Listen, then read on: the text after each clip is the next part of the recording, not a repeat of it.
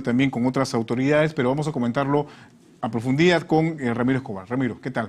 ¿Cómo te va, Jorge? Muy bien, un gusto tenerte aquí de manera presencial en los estudios. Gracias. Bueno, tus primeras impresiones de lo que ha sido esta primera jornada con reuniones de este grupo de alto nivel de la OEA con el presidente de la República, la presidenta del Poder Judicial. Bueno, en este momento se está reuniendo con la fiscal de la Nación, Patricia Benavides. Más temprano estuvo con congresistas de la República. Bueno, yo veo que son varias reuniones cortas, casi relámpago, pero en las cuales espero que ambas partes estén sacando el jugo, digamos, ¿no? Dando toda la información posible, con la mayor transparencia posible, con el mayor sentido de realidad posible, porque lo que hace la OEA, este grupo de alto nivel conformado por cancilleres y vicecancilleres, es tratar de auscultar in situ lo que nos está pasando, ¿no? Ellos, ojo, a contracorriente de lo que algunas personas dicen que no saben nada, que no entienden lo que pasa acá, están bastante bien informados. O sea, los cancilleres de cualquier país vecino siguen el proceso político de la región y de países con los cuales tienen vínculos.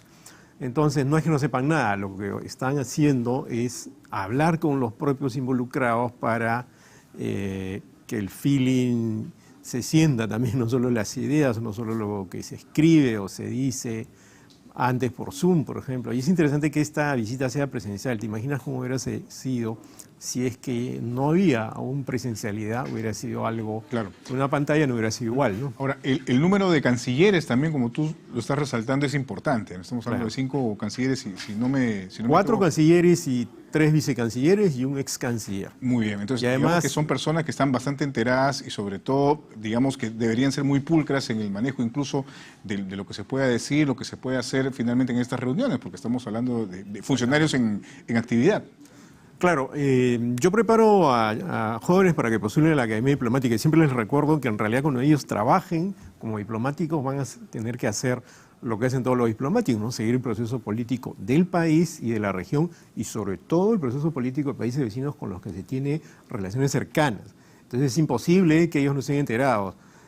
Lo distinto acá es que están hablando cara a cara con quienes en nuestro país están involucrados en ese conflicto ya por momentos irrespirable, Jorge, ¿no? Y creo que afuera hay una gran preocupación por lo que nos está pasando acá, por esta pelea constante, irrenunciable, por la falta de consenso. Entonces, la razón por la cual yo creo que han aceptado la activación de la Carta Democrática Interamericana no es solo porque el presidente Castillo habló con el secretario Almagro y tenía algún vínculo, le ayudó un poco, puede ser, pero creo que es evidente que ante los ojos del mundo, no solo de la región, generamos preocupación, ¿no? Ahora, ¿qué tanto puede ser la Comisión de Alto Nivel luego de estas reuniones que se han sostenido con diversas autoridades? Porque también se resalta, obviamente, la conformación del grupo de alto nivel, pero algunos, por ejemplo, han desestimado o han minimizado lo que podría ser el alcance que podría tener esta comisión o finalmente el informe que finalmente van a emitir. Mira, esto es importante comentarlo porque hay muchos fantasmas en torno a la OEA, no de ahora, sino desde la última vez que hubo una asamblea extraordinaria acá, recordarás, hace unas semanas. ¿Qué es lo que va a hacer este grupo de alto nivel? Va a reunirse con los jefes o representantes de poder del Estado, con algunos miembros de la sociedad civil, entiendo que con Proética, por ejemplo. Hay un grupo de indígenas que ha pedido reunirse con la comisión, yo creo que deberían hacerlo también, ¿no? Porque la cuestión indígena es parte de las preocupaciones de la OEA. Entonces, luego de eso, ellos emiten un informe que pasa al Consejo Permanente. Y ese informe no se va a dar a conocer en un día, 2 días, ni siquiera en una semana. Probablemente demore entre 15 días a un mes. Se presenta al Consejo Permanente, además se hace público, y el Consejo Permanente, ya sea una reunión habitual, tiene reuniones cada 15 días, o una reunión extraordinaria, analiza el informe, ¿no? Lo examina, también se examina en cada cancillería, y sobre eso se puede emitir una resolución del Consejo Permanente sobre lo que está ocurriendo en nuestro país. ¿Qué podría significar eso? Instar, por ejemplo, a los actores políticos a que lleguen a algún tipo de acuerdo, pedir que se active el acuerdo nacional. Hay una persona vinculada a la OEA que me comentó algo por el estilo. O decir que va a venir una misión ya no solo a conversar, sino a promover el diálogo, como había ocurrido antes en el Perú.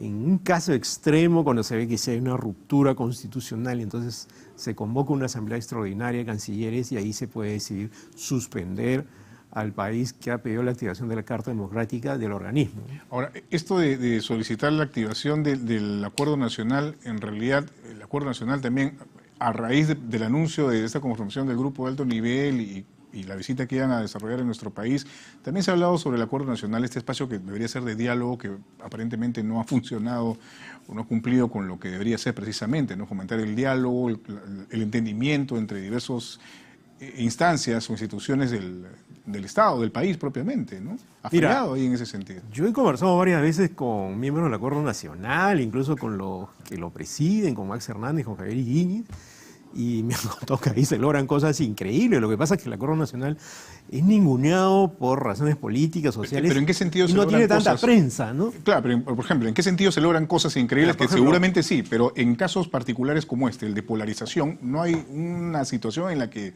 se hayan puesto realmente todos en la mesa sentados a conversar. O sea, no se percibe eso, no se ve eso. Mira, a mí me contaron que en una ocasión, por ejemplo, se acordó ahí un acuerdo mínimo en el Acuerdo Nacional, o vale la redundancia, de cuánto podían ser los impuestos en el Perú, o cuestiones sobre educación. O sea, cosas que tú ves en la escena oficial que parecen imposibles, ¿no? Y además están ahí sanmartinanamente, si quieres, perro, pericote, gato y otras especies de la política peruana, ¿ya? Lo que pasa es que por alguna razón hay gente que lo desprecia, incluso nuestro propio gremio, el gremio periodístico, no les da tanta importancia, ¿no? Creen que solamente se va a decir cosas que no tienen relevancia. Y pero en este ahora caso en particular de importante. polarización, ¿por qué no ha tenido esa relevancia? Lo que creo es que los actores del sistema político oficial, por ejemplo los que están en el Congreso, no tienen mucho interés en promover esa instancia, precisamente porque es una instancia donde se toman acuerdos. Si estuvieran interesados realmente en promover acuerdos, le darían más importancia, pero parece que no lo están, tú lo estás viendo. Además, ojo, en el Acuerdo Nacional no solo participan políticos, sino sectores sociales. Claro. ¿No? E incluso, por ejemplo, personas vinculadas al riego en el país, a los sindicatos, eventualmente a los grupos indígenas, me parece, en alguna ocasión, feministas. La sociedad civil, la sociedad con civil. representantes en cada aspecto. Claro, y en ese sentido, por ejemplo, sí me parece una instancia relevante en ese momento, y de pronto el propio grupo de alto nivel lo sugiere, ¿no? No es que no exista un sitio donde podamos conversar. Existe, pero no le damos importancia y parecemos más interesados en pelearnos ad infinitum, ¿no? Y eso es cada vez más peligroso, ¿no? Claro. Ahora, lo que pueda finalmente poner en relieve este grupo de alto nivel no es una cuestión que vincule directamente al Perú, o sea, no tiene que obedecer lo que se diga o se esgrima dentro de este informe que va a emitir este grupo de alto nivel, ¿no? ¿Cómo funciona ahí ese procedimiento? Bueno, mira, la mecánica es así, se emite el informe, se hace público, se presenta al Consejo Permanente. El informe, por supuesto, no es vinculante, no nos va a obligar a nada, seguramente va a tener, como es habitual, un lenguaje diplomático muy cauto, pero va a expresar muy probablemente una preocupación por lo que está ocurriendo, va a llamar al diálogo, a que se activen mecanismos políticos para algún eventual acuerdo, quizás a través del Acuerdo Nacional, quizás a través de otra instancia, no lo sabemos. A pesar de que esto no es vinculante, el solo hecho de que nosotros pertenezcamos a la OEA ya, en cierto modo, nos compromete moralmente, si quieres, a aceptar que este organismo vino, emitió ese informe y que nosotros, como Estado miembro, tenemos que atender lo que ellos dicen. Ahora, situaciones extremas, ¿cuáles son? Por ejemplo, que se produzca un golpe de Estado en el país que no se ha producido. Pero ojo, al presidente Zelaya en el 2009 lo sacaron por tratar de promover una papeleta para votar por una nueva constitución, por una elección a una nueva constitución.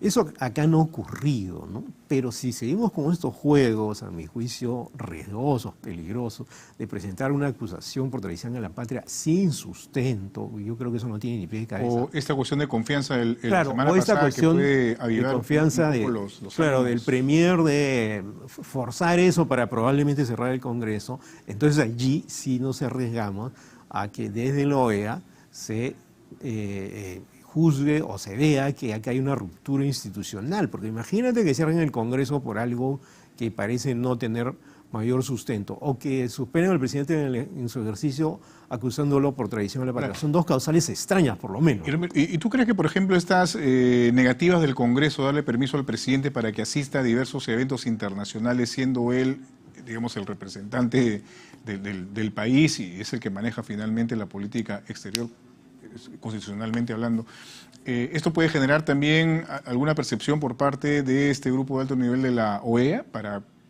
reforzar esta versión del gobierno, del presidente Pedro Castillo, sobre algunas acciones que toma el Congreso que no le permiten finalmente desarrollar debidamente su labor? Bueno, eso puede ser visto como parte de la crisis y el entrampamiento que hay. No creo que eso se vea como parte de una conspiración, un golpe de Estado. Es simplemente la resistencia del Congreso a autorizar al presidente a viajar ya en 3 oportunidades, ¿no? El Congreso puede argumentar, bueno, han sido 10 y le hemos dado permiso en 3. Lo que pasa es que las veces en las cuales no le han dado permiso, los motivos tampoco han sido tan relevantes. Y el presidente es el jefe de Estado y representa al país, ¿no? Entonces pareciera que son resultado de una pelea constante, de una animadversión, una estigmatización, y no por motivos que sean realmente importantes. Entonces, ese puede ser visto como un ingrediente efectivamente de bloqueo institucional, pero que no llega pues a configurar un golpe de Estado. Que yo creo que en el imaginario tanto del Ejecutivo como del Congreso, la oposición más dura del Congreso, está, digamos, un poco dramatizar, ¿no?, ante la OEA, decir, miren lo que nos están haciendo, y miren lo que él está haciendo, y miren lo que está haciendo el Congreso. Y eso es inmaduro, Jorge, ya lo he dicho en otra entrevista, ¿no? Tiene que tener madurez democrática o madurez a secas, ¿no? Pero podemos exigir ese tipo de madurez, ese nivel de madurez con los personajes, los protagonistas que tenemos en toda esta historia política en nuestro país. Bueno, O sea, reciente, ¿no? digamos que eso es un mal a nivel planetario, ya. Pero si queremos ser mínimamente serios, si queremos pasar por lo menos bien el año post-bicentenario y si queremos sobre todo salvarnos social y políticamente, tenemos que lograr un mínimo de madurez. Fíjate, en la época de Fujimori se logró, por ejemplo, ante la renuncia del presidente, cambiar de presidente, ¿no? Se logró acuerdos a pesar de la tensión que Era había. una situación extrema también, ¿no? Los Vladivideos propiamente, Exactamente, la renuncia de pero Fujimori desde el exterior, ¿no? una renuncia por fax, ¿no? Claro, ahora no estamos en ese nivel, pero estamos en una situación parecida, ya imposible sostener, ¿no? O sea, yo veo, por ejemplo, gente protestando frente al hotel, ¿no?, diciendo, insinuando en las redes sociales que la OEA es de izquierda, por favor, ¿no? Y el grupo de alto nivel está conformado por cancilleres de países de distintos signos políticos, ¿no? Paraguay, Ecuador, Guatemala, tienen presidente de derecha, no hay ningún indicio de que sea una comisión o un grupo que se venga a parcializar con el presidente. De pronto el presidente hasta sale mal parado con la reunión que está teniendo en ese momento con la fiscal de la Nación, ¿no? Y de hecho han habido ya una serie de acciones o de actitudes contrarias a la propia presencia de la OEA, ¿no? Muchas críticas en la propia campaña electoral, ¿no? De hecho, pese a las críticas, fue un grupo de... La acusación de fraude, ¿no? Efectivamente, ¿no? De personajes a tocar la puerta a las instalaciones de la OEA, en fin, ¿no? Todo eso también puede generar algún tipo de percepción, digamos, por parte de este organismo internacional. Pero, por ejemplo, ahí ya hay un indicio de cómo vemos a la OEA con escasa información, con prejuicio, porque claro, si hubieran atendido ese pedido que tampoco tenía sustento, entonces ahora la OEA para los sectores que ahora le están rechazando sería buena, sí, que venga, ¿no? Pero como no atendió ese pedido, porque no tenían pruebas reales de que hubo un fraude acá, y eso no solo dicho por la misión de observación de la OEA, sino por otros países, observadores internacionales de Estados Unidos, entonces no tenía relevancia alguna esa acusación. Entonces de ahí ha quedado una especie de fantasma de la OEA. Me parece que los peruanos en estos días, Jorge, debemos hacer que desaparezca el fantasma de la OEA y aparezca la OEA en realidad, porque hemos estado como cazando fantasmas en torno a este organismo por desinformación o por interpretación, mala interpretación deliberada de la realidad, ¿no? Entonces la OEA no es ni ese monstruo, ni es un organismo libre de toda influencia, porque siempre la tiene, ni va a salvarnos a nosotros diciendo qué es lo que tenemos que hacer. Y no va a solucionar las cosas tampoco. Tampoco, ¿no? pero va a ayudar, porque por lo menos va a hacer que nos va a tratar de descifrar y tratemos de que nosotros nos descifremos a sí mismos, y de pronto por ahí aparece una luz, algún tipo de acuerdo mínimo, de proceso de La transición. gran pregunta es si es que, o sea, nuestra clase política estará a la altura de esas exigencias, pues no, finalmente, porque... Yo sé que los antecedentes no son buenos, ¿ya? Pero yo creo que si hay un consenso, digamos, en la clase política de uno u otro lado, y es esta frase tan simple que muchas personas la dicen, ¿no? Hay que pensar en el Perú, hay que pensar en el Perú. Bueno, hay que pensar en el Perú a partir de ti mismo, ¿no? O sea, ¿qué cosa es pensar en el Perú? Eso suena muy abstracto, pero pensar en el Perú, por ejemplo, es tratar de encontrar mecanismos reales, digamos, de consenso. Por ejemplo, voy a poner un ejemplo para que no suene tan irreal, digamos. ¿Qué se podría hacer, por ejemplo? Una posibilidad es lo que estaba planteando Coalición Ciudadana, ¿no?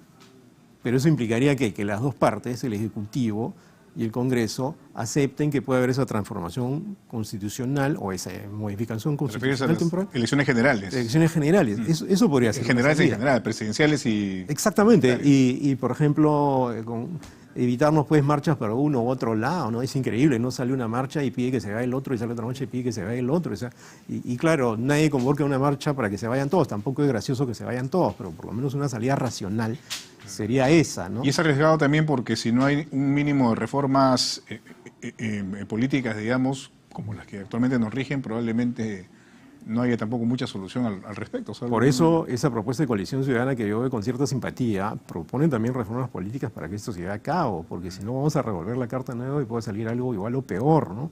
Entonces ya debemos respirar un poco, tratar de ver cuál es una posible salida, porque no podamos durar así mucho tiempo. Y los problemas siguen, todavía estamos en la quinta ola, hay problemas con los fertilizantes, ¿no? Hay problemas en diversos ámbitos del país, el país tiene que seguir funcionando, pero si esta crisis política se agrava, va a empezar a afectar aún más otros problemas. Ahora, la doctora Elvia Barrios hoy señalaba que había recordado que ella le solicitó al presidente, a las autoridades del Ejecutivo, convocar al Consejo de Estado, algo que aparentemente no fue tomado o no se ha tomado en cuenta hasta ahora, porque no se ha convocado a este espacio que también es importante y que incluye autoridades como la Fiscalía, Poder Judicial, el Poder Ejecutivo, el Congreso, en fin, ¿no? Estas también pueden ser señales de que no haya esta disposición por parte claro que del sí. gobierno Yo creo que para que se pueda llegar a un diálogo fuera de los discursos, porque finalmente el presidente Pedro Castillo lo escuchamos de tiempo en tiempo decir que está abierto al diálogo, que pide que vayan al propio Palacio de Gobierno para conversar, en fin. Hay una contradicción en el discurso sí, y lo que se hace. Por supuesto, ¿no? Por supuesto, porque ese pedido se ha hecho como 2 veces por lo menos y no se ha atendido, y uno no sabe por qué no se ha atendido. Claro, la lógica o la escena, digamos, parece ser acá, o la película parece consistir en que me están atacando y yo me voy a defender, ¿no? Y me proponen esto, no lo voy a aceptar porque es parte de una estrategia. Y así. Convocar al Consejo de Estado a mí me parece fundamental, ¿no? Convocar al Acuerdo Nacional o activarlo, ¿no? Son los instrumentos que tenemos para acuerdos posibles, ¿no? Y precisamente porque hay intransigencia en las dos partes, en el Ejecutivo, en el Legislativo y en otros actores, es que no se convocan estos mecanismos que podrían ser, si no creo que la salvación, pero por lo menos un pasito más para poder ayudar en algo. No, y eso es una lógica, cuando dos personas se han peleado y no apuestan por el diálogo, y ojo por la negociación, que es lo más difícil, porque tú te puedes sentar a conversar, pero no ceder en nada, eso es fundamental, se confunde, ¿no? Diálogo es una cosa y negociación es otra. ¿Cómo es? Conversar no es pactar, como normalmente se... Claro, estás conversando, pero si quieres llegar a una negociación, tienes que ceder, y ninguna de las dos partes parece querer ceder, ¿no? Bueno, ojalá lo vaya a está el Perú, el país finalmente, ¿no? Los ciudadanos y ciudadanas. Así es, y los problemas los cargamos todos, incluido ellos, ¿no? O sea, yo no sé si has conocido, hay personas que incluso están mal psicológicamente por eso, porque todos los días se escuchan cosas que no entienden y en hartazgo incluso, ¿no? Muy bien. Ramiro, muchísimas gracias por haber estado con nosotros. Gracias. Un gusto, como siempre, Jorge, conversar contigo. Gracias. Hasta pronto. Hemos conversado con Ramiro Escobar. Vamos a hacer una breve pausa, amigos. Volvemos con más.